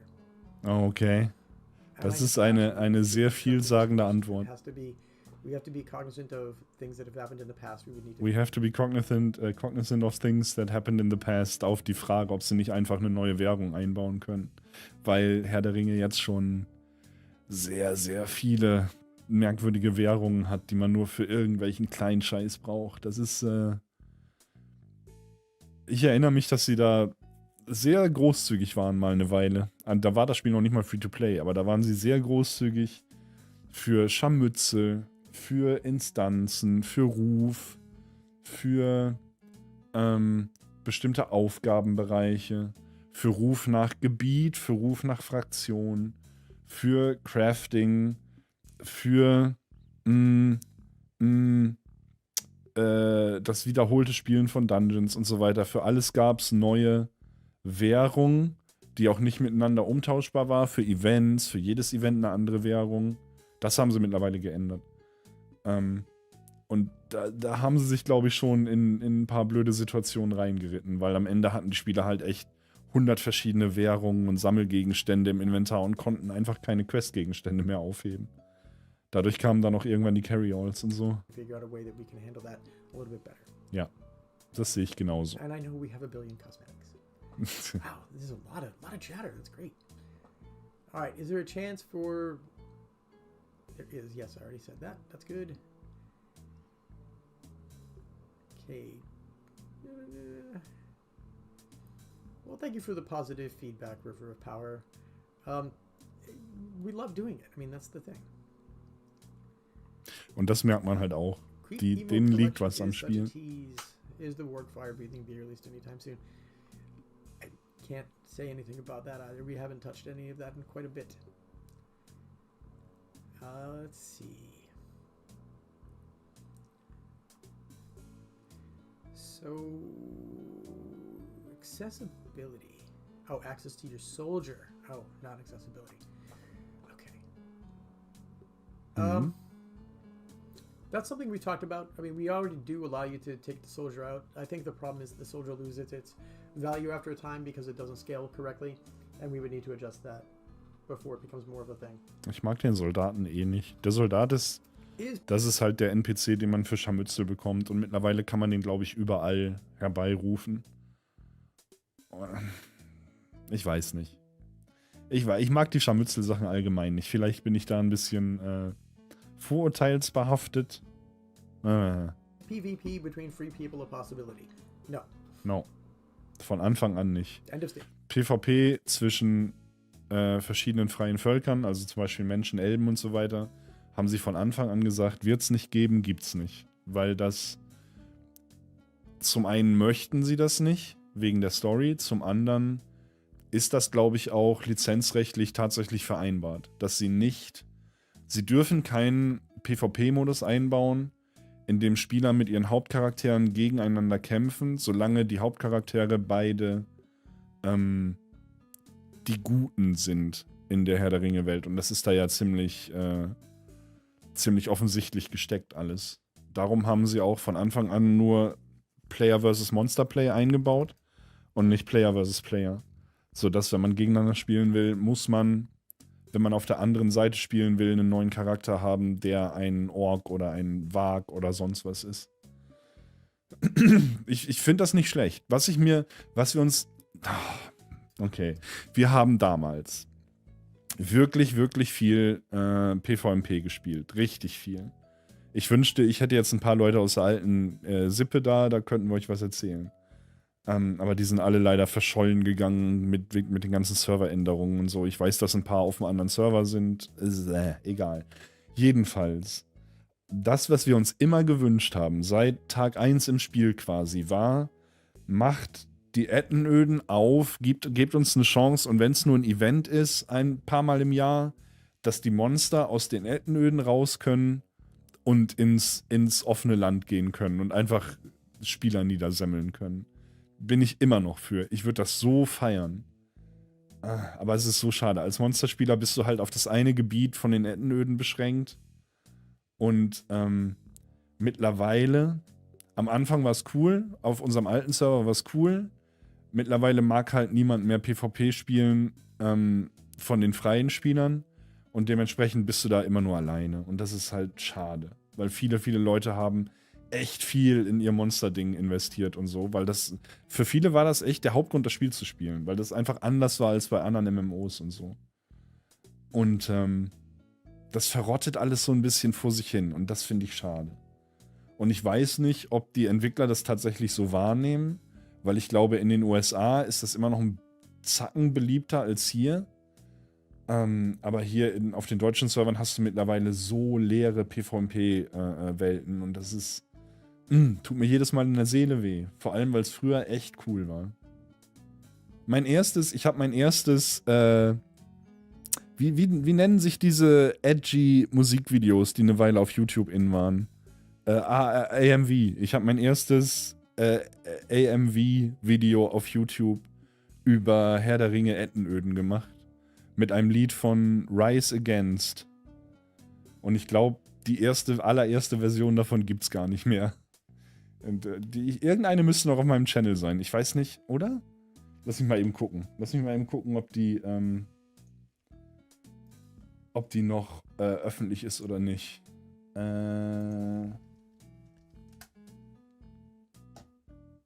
Alter, das war. Ich muss mal gucken, wie lange das her ist. Studio müsste ich sehen, ne? Inhalte. Kann ich nach Namen filtern? Nein. Da muss ich nach. Da muss ich runtergehen. Wo sind wir denn? Dup, dup, dup, dup, dup. Oh, das wird eine Weile dauern. Wir sind schon auf Videos. Das war die Pony-Zeit. Da war ein Guild Wars Remix. Ponys. Oh, hier. Herr der Ringe. Von 2008. Meine Damen und Herren. Das sind YouTube-Videos von vor 16 Jahren.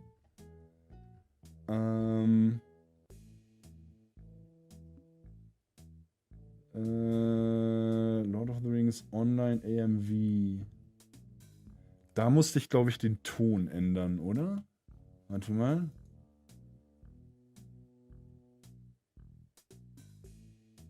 Steht da was dabei von wegen, sehe ich das, wenn der Ton geändert wurde?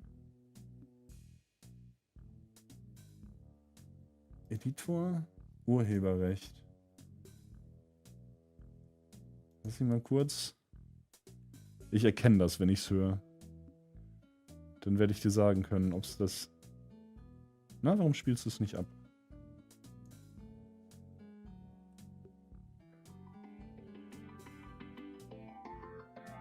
Das ist sogar das Original. Das ist noch das Original. Wenn ich das jetzt abspiele, wird das halt... Dann wird dieses Video halt 5-mal gecopyright-claimed. Aber das war nicht das PvMP-Ding, das ich meinte. Ich habe vergessen, dass ich davor noch eins gemacht habe. Mit Musik von fucking Karate High School. Oh, das ist so lange her. So lange her.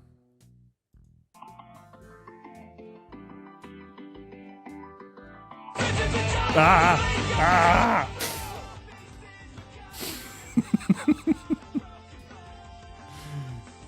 Ich weiß nicht mehr, was da passiert ist.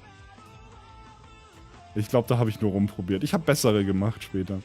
Das Ettenöden-Ding war... Das finde ich immer noch gut. Und ich mag Rise Against auch immer noch, im Gegensatz zu dem hier. Warte mal. Ich werde ganz rot im Gesicht. Wo ist das Ettenöden-Ding? Inhalte...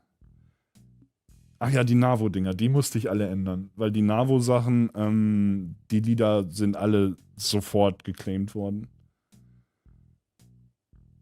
Und das hier ist das Ettenöden 2 Video. Das war mein letztes. Da habe ich mir die meiste Mühe mitgegeben. Von 2009. 5000 Aufrufe. Achso, ich wollte gucken, ob das noch verfügbar ist auf dem Channel. Nein, was habe ich jetzt gemacht?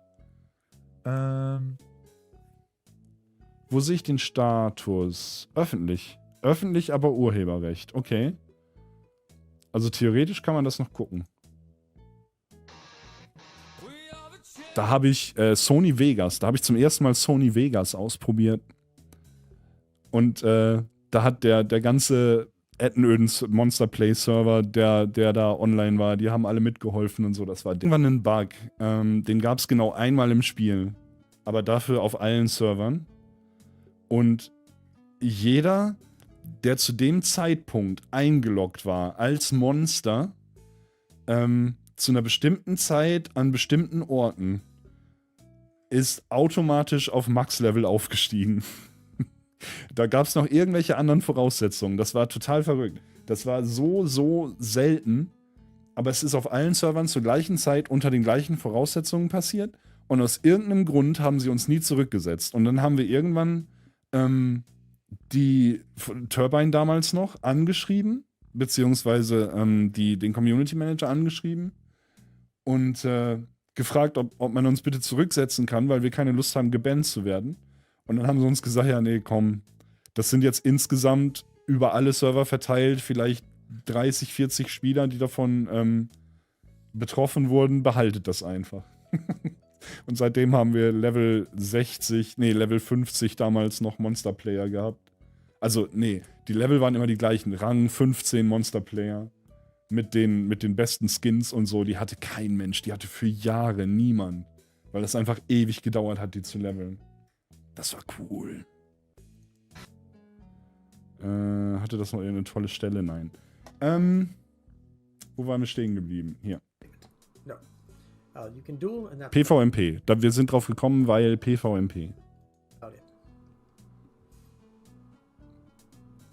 Und dass man nicht als freie Völker You gegeneinander want to spielen do kann. in-game and Lotro, what expansions do you need to purchase? I'll let the player base answer that. You would have to get the most recent one, obviously, and that's the Corsairs of Umbar. Hey, they did. Let's see.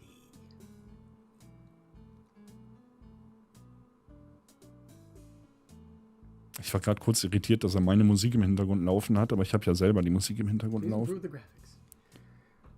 That would be Please improve the huge graphics. overhaul. The graphics are still not terrible. Ja, when you really think about it. ja, das finde ich auch. Die Grafik ist nicht schlimm. Sie könnte hübscher sein, aber die ist nicht terrible, wie er sagt. And look at it. I can understand where the more realistic approach is not as appealing to all, but making a change like that would be a little bit difficult, and probably not something within the scope of what we're planning anytime in the near future. Okay, also Okay, so the question did come back. kein fantastisches Grafik-Update in den nächsten paar Jahren. Wisst ihr Bescheid jetzt? Von der Quelle selbst. Up about the resources. I don't think we're planning on making any changes to how many items you actually get from no resources. I am not going to answer that question, feels like not something I would ever comment on. Is adding more physics to the character outfits a consideration? For example, cloaks reacting to the wind. Oh, das ist eine gute It Frage. would be a very large undertaking to do that, and I don't know what the value would be at the end. Nein, mach das. Das wäre cool. The Elf Avatar update still Das wäre on eine track gute for Änderung. Q3. We're still planning on it. Yes, we definitely are. Elben-Avatar fürs dritte Quartal. Dieses Jahr? Track for Q3. We're still planning on Ja. it. Yes, we definitely are. Okay, Elben-Update dieses Jahr, drittes Quartal. Dann werden die Elben wieder ein bisschen hübscher. Das brauchen sie auch dringend.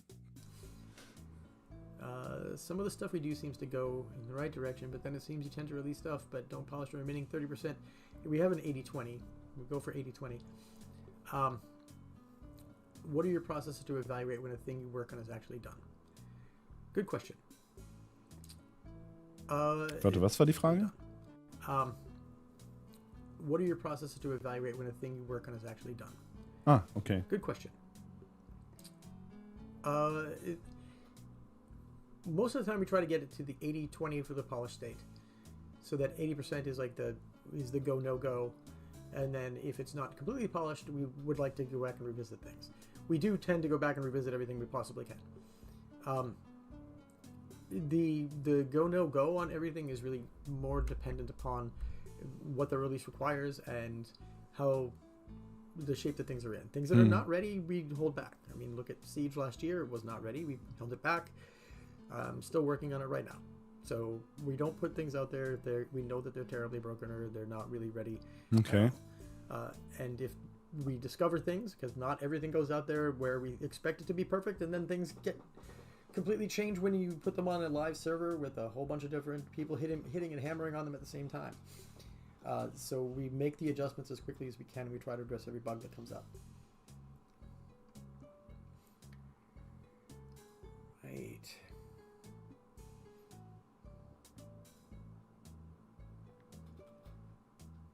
Will there ever be another new real vanilla server? I can't really answer that question. I couldn't say no and I couldn't say yes because there are no current plans for that, right? So if something like that does come up, we would definitely let anyone know. Warum wollen Spieler das immer? Also warum... Ich kann es verstehen irgendwo, aber warum reicht nicht ein Vanilla-Server? Das habe ich auch bei World of Warcraft nicht verstanden. Die haben einen WoW Classic Server bekommen und dann WoW Classic Hardcore und dann irgendwie noch 3 Classic-Server und so. Ich verstehe das nicht. Macht man damit nicht die ganze Community komplett kaputt? Hat man da nicht eine eigentlich große Community aufgeteilt auf 5 quasi identische Server mit leicht unterschiedlichen Update-Ständen und so weiter und dann sitzt man da und spielt nicht mehr zusammen und ich weiß nicht, ich verstehe es nicht ganz. Vielleicht geht das einfach nur an mir vorbei, keine Ahnung. Any news about the new further adventures? That's a U41 thing. We're not going to talk about that now. Okay, again, I can't answer questions about transferring off of the dark servers. Sorry. Die dunklen Server heißt es. The quiet servers for PvP. Okay, let me rephrase this. So, Ethy, you asked the question, will you please let us transfer off of quiet servers freely? I'm lucky to finish my PvP weekly these days. I don't think we would ever really do that. No. I don't know. I'm sorry.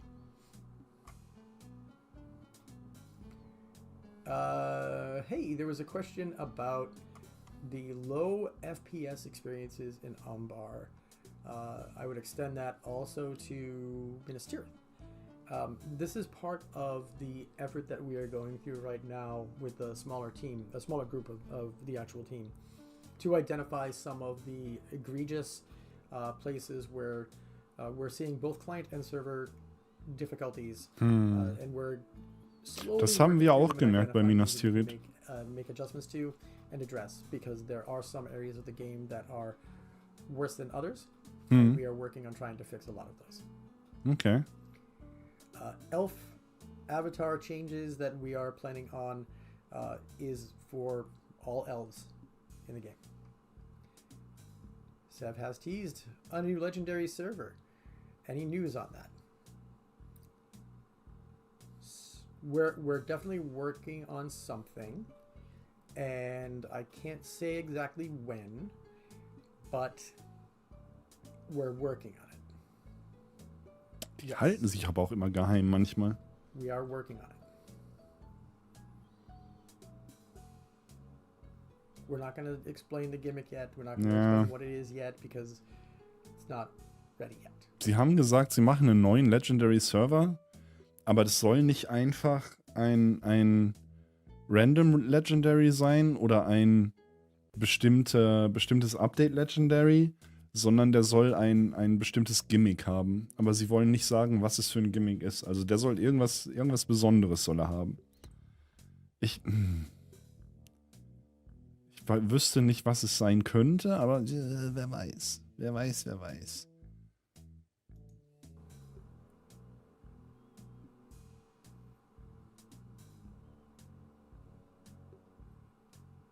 Na? Okay.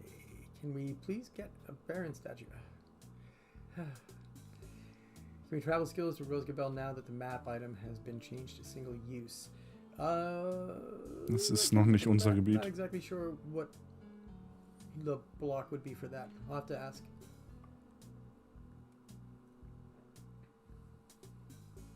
Das ist alles Endgame. Like 80-20. No, understood. Bjorning is going to get touched again at some point this year to try to make up anything else that's there. Bjorning haben wir auch noch nicht gespielt. That's missing, I should say.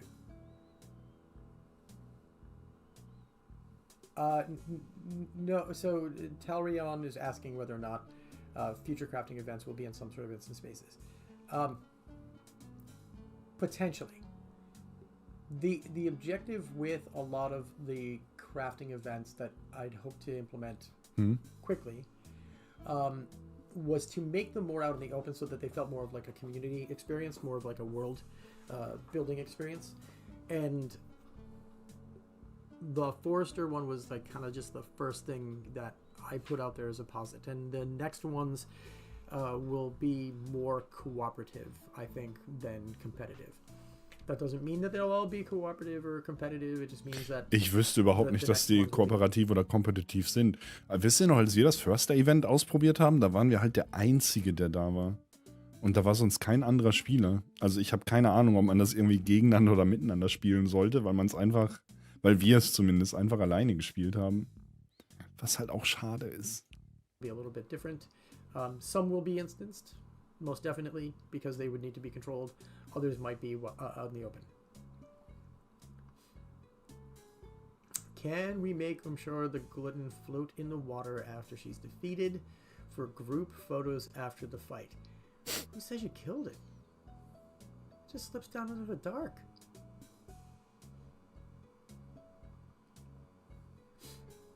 All right.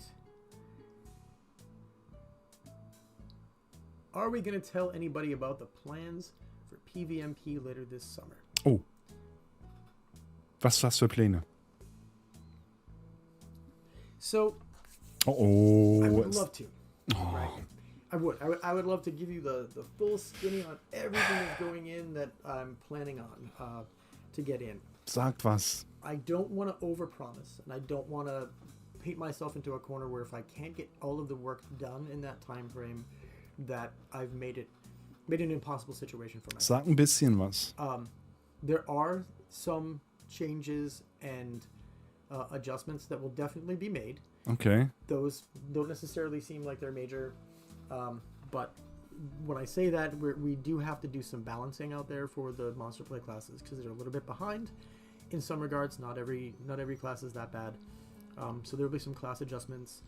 There'll be some class trait adjustments. Das kann doch nicht alles There'll sein. be very likely new additions to the appearances because we've got some more appearances that are now available. Das kann doch nicht alles sein.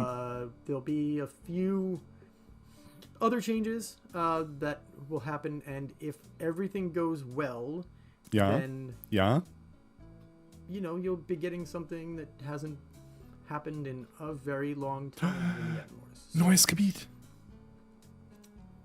keep your fingers crossed for me. Neues Gebiet in den And when we get Erdnöden. closer to the timeline that this is supposed to happen, we can definitely start talking about it a little more freely. Oh. It's just I don't want to overpromise on Zu spät. what I'm currently looking at. Es wird etwas passieren, was es schon lange... Wie hat er das ausgedrückt? Supposed to happen. Keep very long. You'll be getting everything goes well. Ja. Then you'll be getting something that hasn't happened in a very long time. In a very long So, time. Keep your fingers crossed for me. Das kann... And when we get closer to the timeline that this is Neues supposed to Gebiet. happen, we can definitely start Hi, talking Robs. about it a little more freely. It's just I don't want to overpromise on. Oh, ich bin gespannt. Das ist, wir haben gerade eben noch so lange drüber geredet. Das wäre so schön, wenn die was in den there's a lot of Erdnöden nuance machen that goes würden. into what I'm working on, and I can't guarantee that it will be at the 80 mark when we get to that timeline. Wir gucken gerade ein Video von Orion. Der ist bei Turbine, den Machern von Herr der Ringe Online. Einer der Lead wie heißt das Wort, das ich suche? Habe ich es noch irgendwo auf? Wir hatten vorhin mal geguckt, irgendein Produzent oder was. Lead Systems Designer. Der hilft diese Woche bei den ganzen Community-Sendungen aus, die normalerweise der Community Manager Cordovan macht. Und wir haben gerade sein knapp 1 Stunde Video geguckt mit Fragen und Antworten. Es ist aber gleich vorbei. Das heißt, wenn du den Rest sehen willst, musst du das VOD gucken. So that's not. It doesn't mean that there's nothing coming. It just means that the biggest thing could be delayed until later. I don't know exactly when, but I'm hoping. Warte, was war das mit dem größten Ding? Moment. Was war das? Guarantee that it goes into what I'm currently looking at. I don't want to overpromise. Okay, das ist immer noch der Erdnöden-Kram. I'm currently looking at. There's a lot of nuance that goes into what I'm working on, and I can't guarantee that it will be at the 80 mark when we get to that timeline. Okay. Also er kann nicht garantieren, dass sie mit 80% davon fertig sind, wenn es Zeit für den Release ist. Also sagt er jetzt wahrscheinlich, kann es auch sein, dass es später hinterher released wird. Nach dem anderen Entenöden-Kram. Aber ich freue mich so, dass sie das nicht vergessen. Hold back on it to say that there are pieces that are already in place that have been worked on and will be easy to turn on. So that's not. It doesn't mean that there's nothing coming. It just means that the biggest thing could be delayed until later. I don't know exactly when, but I'm hoping that I get everything into place. And so far it looks pretty good. Okay. Das klingt doch gut. Schönes großes Entenöden-Update. I don't want to comment on Ups, ich habe das Mikro mitgenommen. of the new legendary server. Seb has alluded that it might be in Europe.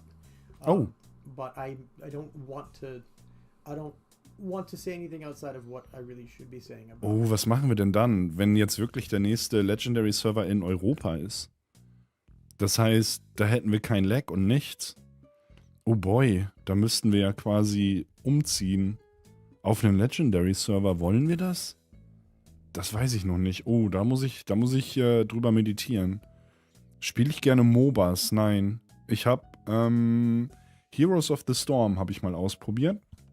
Nachdem ich Dota 2 und League of Legends absolut nicht in den Griff bekommen habe. Und das fand ich ganz okay. Aber war am Ende nicht mein Spiel. Ist nicht so meins. The legendary server, that's more of a Seb decision than it is an Orion decision. When will the 64-bit servers arrive? I mentioned that a couple times, but I'll mention it again. We're close to being able to test those.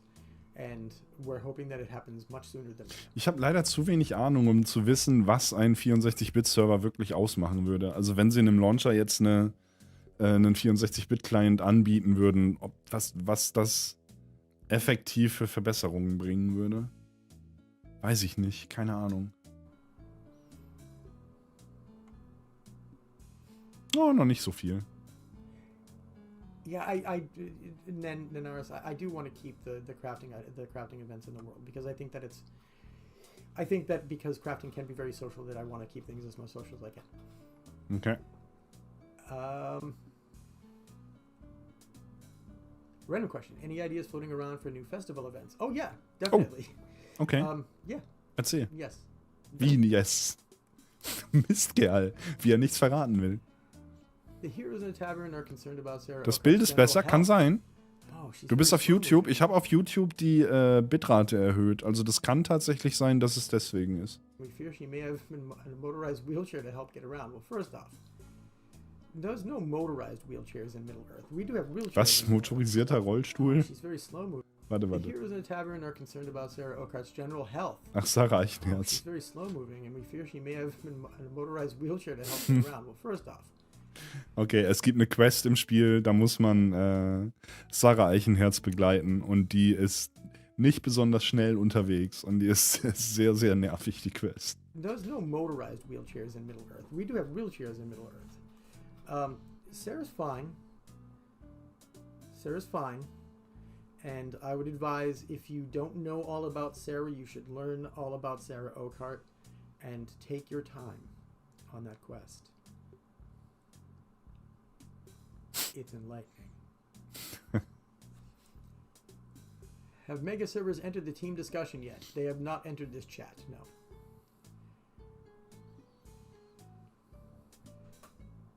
So glad to see the devs' communication with the community. What? We get knocked on not communicating a lot. I'm kidding. I love interacting with the community. I started off as a community rep, so that is probably why I enjoy doing this. Let's see. Hey, I caught up. Awesome. So, and it's just right at about time. Perfect. I just want to close with. Schaue auch demnächst in Black Desert mal wieder rein, aber das ist auch, wenn es nicht mehr ganz so ist, ein MMO, da muss man sein Leben für opfern. Ja, es sind die meisten MMOs. Leider. Es gibt nicht viele MMOs, die man mal eben so ein bisschen nebenbei spielen kann. Jedenfalls nicht auf Dauer. We love what we do, and we really enjoy interacting with all of you, and we really enjoy the feedback that we get, right? So keep the feedback coming. Go to the forums, tell us what you're thinking, tell us what we could improve. Understand that we want to address everything and make the changes that are for the good of the game as quickly as we can. And we do the best we can. Aber. U39 Doch nicht. was a real departure, I think, for a lot of what we had planned, and U40 is looking great. Okay. I'm very excited about where we're headed as a team. I'm very excited about what we're building, and I think that we are in a much better spot now, and we are actually getting a lot of really good previews of things to come. And I'm hoping that in the next time that I host this, or the next time I'm on with Cord, that I can give you a little bit more detail about the things that are coming up in the summer, more specifically in the summer. We can talk about the hobbies.